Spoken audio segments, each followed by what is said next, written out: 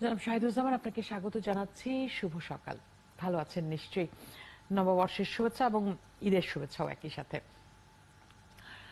জনাব শাহিদুজ্জামান, আবারও আমরা একটি অস্থিরতা দেখতে পাচ্ছি ইরান ইসরায়েলের মধ্যে।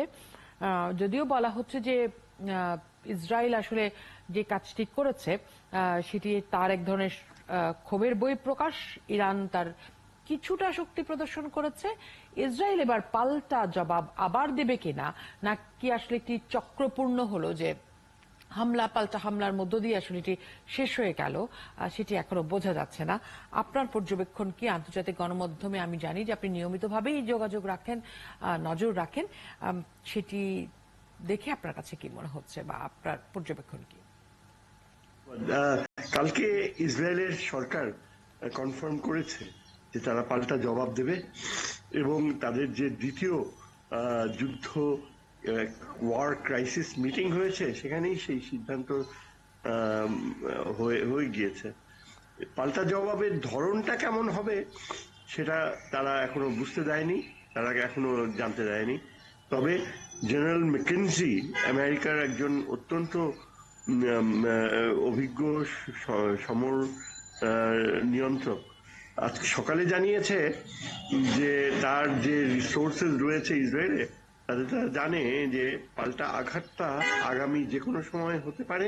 সেটা হবে অত্যন্ত সূক্ষ্ম প্রযুক্তিগত, প্রযুক্তিভিত্তিক, আর তাছাড়া কুইক সার্জিক্যাল, এমন দ্রুতগতিতে যে ইসরায়েল তা বুঝিয়ে দেবে যে তার অগ্রসরের মান, অগ্রসরতা যে কতখানি রয়েছে সেটা সুস্পষ্টভাবে বুঝিয়ে দিবে। এখন ইরান অবশ্য ঘোষণা দিয়েছে যে তারা তাৎক্ষণিক রেসপন্ড করবে যদি এটা ঘটে। যেটা সম্পূর্ণ, যেটা ধারণা করা হচ্ছে যে আঘাত করলে যে ইরানের ভূখণ্ডেই করবে তা নয়, খুব সম্ভবত স্পেকুলেট করা হচ্ছে যে আঘাতটা হয়তো সিরিয়াতে কিংবা ইরাকের কোনো অংশে, যেখানে ইরানের রেভলিউশনারি গার্ডের একটা বড় ভূমিকা রয়েছে, সেখানেই হয়তো আঘাতটা ঘটতে পারে। এর যৌক্তিক ধারণা হচ্ছে যে এখন যদি ইরান এত বড় রকমের যে ইরানি সাহসিকতা তার উত্তর না দেয়, তাহলে ইরানের ইমেজ, ইসরায়েলের ইমেজ ক্ষুণ্ণ হবে। এবং ইসরায়েল দাবি করছে যে নিবারক ডেটারেন্সকে ঠিক জায়গায় প্লেস করতে হবে ইসরায়েলি স্বার্থের দৃষ্টিতে। এখন নিবারক বলতে আমরা জানি যে মনস্তাত্ত্বিক প্রচন্ড একটা শক্তি যা প্রতিপক্ষকে নিবৃত্ত করবে ভবিষ্যতে এ ধরনের অ্যাডভেঞ্চারিজমে যেতে। ইসরায়েলের চোখে এই মনস্তাত্ত্বিক শক্তিটা হচ্ছে আবার এমন একটা পাল্টা জবাব দেওয়া যে ইরান যেন আর ওই পথে না যায়।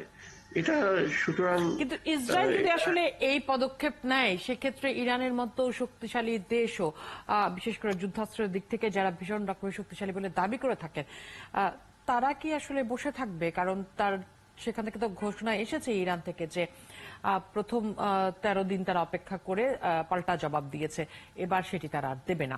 আর সেক্ষেত্রে নিশ্চয়ই প্রযুক্তিগতভাবে তারাও সেই শক্তিমত্তা দেখাবে। এক্স্যাক্টলি। আমার মনে হয় অলরেডি ব্যাক চ্যানেলসে আলোচনা হচ্ছে।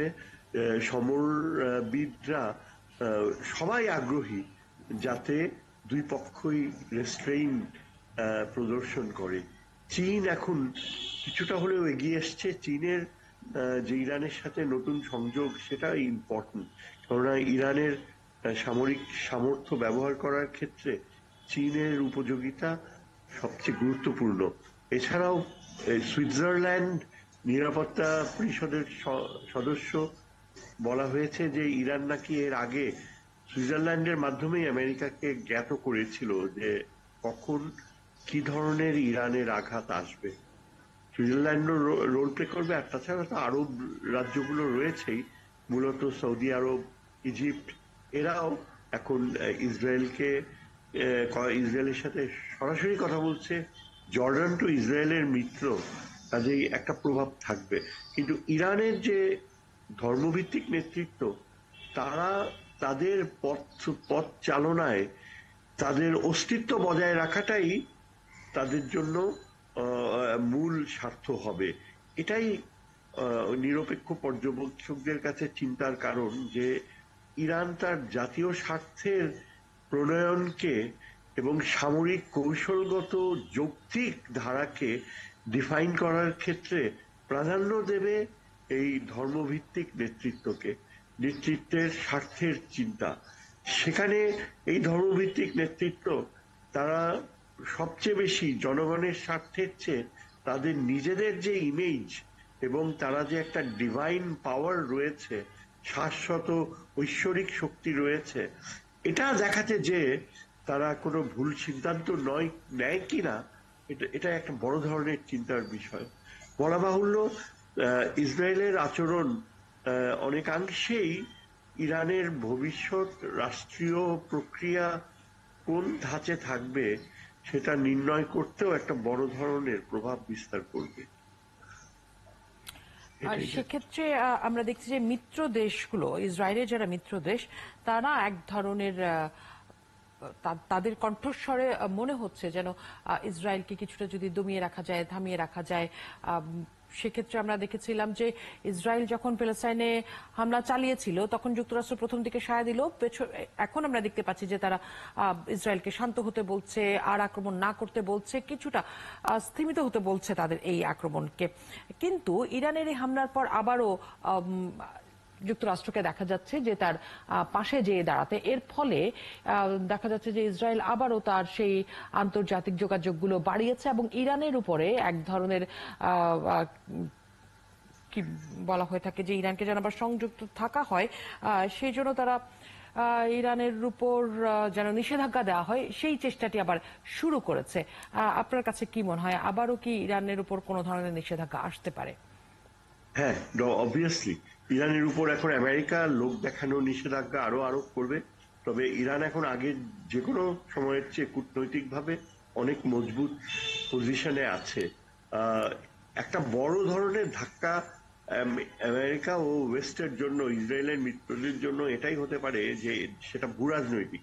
কেননা ইরান কিন্তু হরমুজ প্রণালী নিয়ন্ত্রণ করে এবং এই হরমুজ প্রণালী যেখান থেকে হাজার হাজার তেলের জাহাজ বয়ে যায় প্রত্যেক দিন, সেটা অনেকাংশেই বলা যায় যে পশ্চিমা ভিত্তিক বিশ্ব অর্থনীতির একটা চালিকা শক্তি। সুতরাং ইরানকে আঘাত করে ইরানের উপর প্রতিহিংসার আগুন জ্বেলে দিলে হরমুজ প্রণালী ব্যবহারের সম্ভাবনা অনেকাংশেই বাধাগ্রস্ত হবে এবং এটা একটা জিও স্ট্র্যাটেজিক ভূ কৌশলগত বড় ধরনের ধাক্কা হতে পারে, যা ইসরায়েলকেই পরবর্তী সময়ে হয়তো পঙ্গু করে দিতে পারে। শুধু পশ্চিমা বিশ্ব নয়, ইসরায়েলও কিন্তু সেদিক থেকে এফেক্টেড হবে, কারণ ইসরায়েলের রিসোর্সেস সীমিত। এছাড়াও চীন ও রাশিয়া কিন্তু তাদের উপস্থিতি তুলে ধরতে পারে ভূমধ্য সাগরে। শোনা গিয়েছে রাশিয়া অলরেডি একটা যুদ্ধজাহাজ পাঠিয়েছে। এখন ইসরায়েলের জন্য কোনোভাবেই এই ধরনের উচ্চাভিলাষ, এটাকে বলা হয় তাদের যে স্মার্ট লিডারশিপ, অর্থাৎ তাদের যে জেনারেলসদের, ইসরায়েলি যে সামরিক নেতৃত্ব, তাদের মধ্যে যে একটা আপার হ্যান্ড ব্যবহার করা এবং প্রযুক্তির যে বিশাল ভান্ডার তাদের হাতে রয়েছে মার্কিন যুক্তরাষ্ট্রের কৃপায়, সেই প্রযুক্তিকে প্রদর্শন করে ইরানকে রীতিমতো চমক লাগিয়ে দেয়া, এই মানসিকতা কোনোভাবেই তারা পরিত্যাগ করতে পারছে না। গত ৩০-৩৫ ঘন্টায় আমরা দেখি তাদের যে ওয়ার ক্যাবিনেট মিট করছে, একমাত্র একজন প্রাক্তন প্রতিরক্ষা মন্ত্রী তিনি ইসরায়েলি এই বর্তমান জেনারেলসদেরকে ও প্রাইম মিনিস্টারকে, যিনি অত্যন্ত যুদ্ধংদেহী একজন ব্যক্তিত্ব, নিবৃত্ত করতে চেষ্টা করছেন যে এখনো রাইট টাইমিং আসেনি।